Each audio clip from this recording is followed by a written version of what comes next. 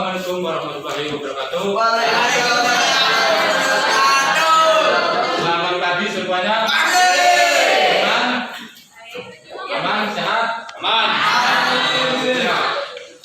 Nah, sekarang saya akan membahas tentang materi tata cara berwudu yang benar. Nah, sebelum kita menjawab materi, saya akan membahas tentang tata cara berwudu, yaitu dengan langkah 2 dimensi dengan melalui gambar. Nah, yang namanya 2 dimensi dalam pembelajaran gambar itu ini disebut 2 dimensi gambar. Apa 2 dimensi? Yaitu cuma hanya dilihat dari depan saja, 2 dimensi. Nah, terus kemudian nanti pembelajaran yang ketiga yaitu dengan angka 3 dimensi, yaitu secara praktek langsung siswa dan gurunya. Wudu artinya untuk sholat, untuk menghilangkan najis, dan untuk syarat-syarat sahnya sholat. Nah, jadi kalau mau sholat harus berwudu dulu. Kenapa harus berwudu? Karena sholat adalah sebagian untuk mendekatkan diri kepada Allah, yaitu harus suci, harus tahu berwudu. Nah, itu harus tahu rukun-rukun, syarat, hukum yang harus dilaksanakan. Itu harus tahu, jangan asal wudu aja. Bagaimana supaya sholatnya itu diterima? Jadi penting sekali itu wudu dulu ya. Jangan asal jemur udah sholat. Itu harus tahu tuh tata cara berwudu itu. Sunahnya apa, bagian apa yang harus dilaksanakan, harus tahu. Nah, jadi tertib, artinya tertib itu tahu nggak? Tertib dalam melakukan berwudu. Nah, saya akan berangkat ya. Dalam tertib melakukan berwudu itu, yaitu melakukan sesuatu yang harus didahului atau yang diutamakan bagian kanan dulu daripada yang kiri. Itu tertib. Terus secara berurutan untuk melakukan berwudu. Nah, itu tertib, jadi teratur. Nah, terus apa sih hukumnya berwudu? Apa, ada yang tahu? Hukumnya berwudu? Hukumnya berwudu itu wajib ya. Wajib. Jadi kalau setiap mau melakukan sholat harus berwudu. Untuk apa berwudu? Manfaatnya? Fungsinya? Sholat menjadi sah. Nah, terus sholat menjadi sah. Yang kedua, ada yang tahu? Rukun, sunnah, cara itu harus tahu dulu supaya akan bisa melakukan sholat itu sah. Itu penting sekali. Nah, jadi asal jangan nempel air aja. Nempel aja. Jadi harus tahu. Jadi tujuan untuk menjauhkan dari kotoran dan najis, ya, untuk membersihkan. Nah, apa manfaatnya? Nah, itu tadi untuk syarat sahnya sholat. Nah, untuk menghindari hal-hal negatif, sikap yang tercela. Jadi sekarang menjaga ya. Terus saya mau bertanya kepada masing-masing kelompok. Terus yang kelompok 7.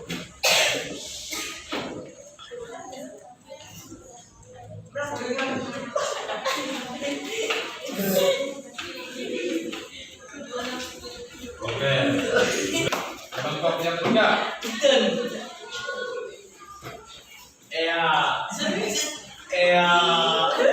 Nah, sebutkan yang paling besar tata cara berwudu yang ketiga. Apa?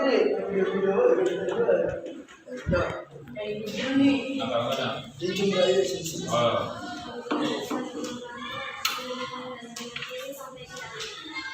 Oke, terima kasih.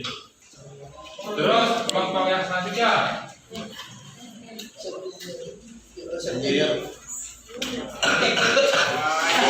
Ah, coba sebutkan dulu bagaimana caranya. Tangan kiri 3 kali. 3 kali coba dipraktekkan. 3 kali. Ya, sampai mana? Terus yang kirinya. Terus. Oke. Terima kasih. Jadi kesimpulannya yaitu tata cara berwudu yaitu untuk mensucikan dan menjauhkan atau membersihkan dari kotoran-kotoran atau menjauhkan dari najis agar sholatnya menjadi sah. Jadi kita sebagai umat muslim harus melakukan sholat harus mencakup dulu. Assalamualaikum warahmatullahi wabarakatuh.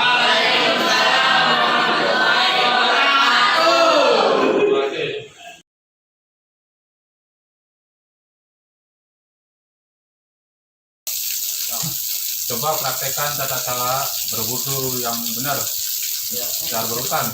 Yang pertama itu baca niat wudunya. Bismillahirrahmanirrahim. Yang kedua membersihkan sela-sela jari. Ya. Masih kehitung yang pertama, yang kedua ini kumur-kumur. Coba. Sebanyak 3 kali. Yang ketiga kali. Yang ketiga memasukkan air ke dalam hidung, merongga hidung. Ya. Ini. Coba praktekkan. Yang keempat membasuh muka sebanyak 3 kali. Ya.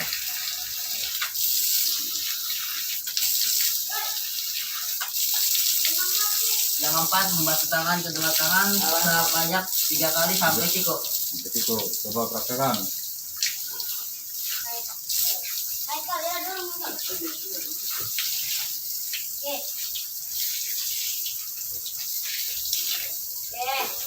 Adam, Odi, Jaka, Arif, Fikri, Ani, Ibad, Taika, Gani, Rehan, Gemak. Ah, Coba yang kelima. Yang kelima membasuh sela-sela rambut sampai menyentuh kulit kepala.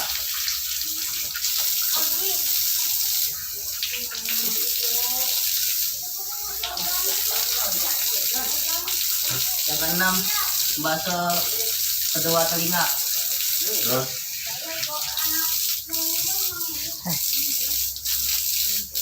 Yang ketujuh membasuh kedua kaki Dia ingat sampai kayak melewati mata kaki. baguan. Sebanyak 3 kali. Kena melihat.